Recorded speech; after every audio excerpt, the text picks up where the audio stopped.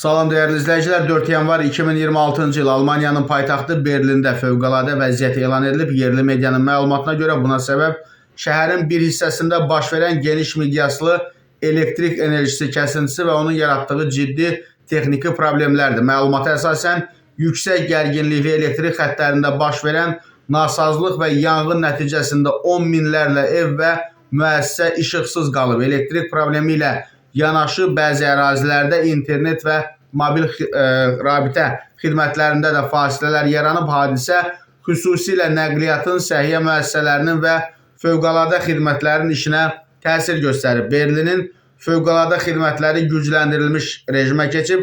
Elektrik təchizatının mərhələli şəkildə bərpası üçün texniki briqadalar cəlb olunub. Şəhər rəhbərliyi fövqəladə vəziyyət rejiminin məqsədinin resursların daha sürətli səfərbər olunması, kritik infrastrukturların qorunması və əhalinin təhlükəsizliyinin təmin edilməsi olduğunu açıqlayıb. Elektrik enerjisinin tam bərpasının isə vaxt aparacağı bildirilir. Səlahiyyətlilər bildirir ki, hazırda vəziyyət nəzarət altındadır. Sakinlərə rəsmi qurumların məlumatlarını izləmək və zəruri olmadıqca elektrik enerjisindən istifadədə ehtiyatlı olmaq tövsiyə olunur. Bax, bundan sonra bizim məmurların əlinə bir kozur düşdü. Nə vaxt, nə problem yaranacaq?